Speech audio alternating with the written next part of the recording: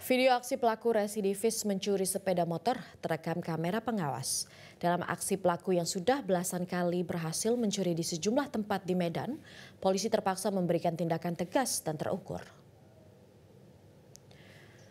Dalam rekaman kamera pengawas terlihat jelas pelaku bernama Edi Aguswanto berhasil mengasak motor.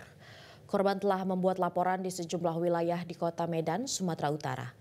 Dalam aksinya yang bukan pertama kali dilakukan, dalam hitungan menit ia berhasil mengasak motor calon korban yang berada di teras rumah dan selalu memanfaatkan waktu maghrib. Tidak ada efek jera bagi pelaku kejahatan jalanan, ditambah banyaknya penadah berbagai jenis barang curian motor menjadi salah satu penyebab tingginya angka pencurian di Sumatera Utara.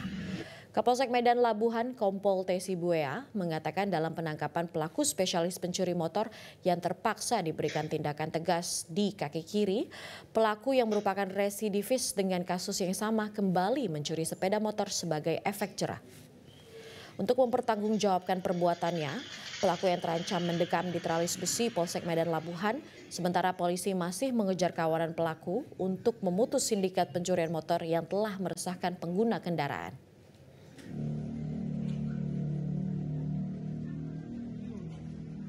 Kasus pencurian ini modus operandinya yang dilakukan pelaku ini, dia bersama dengan temannya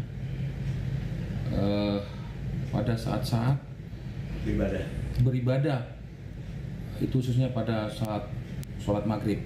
Jadi sunyi, jadi mereka masuk mengintai dan langsung melakukan pencurian. Pelaku ini Pak udah berapa kali beraksi Pak?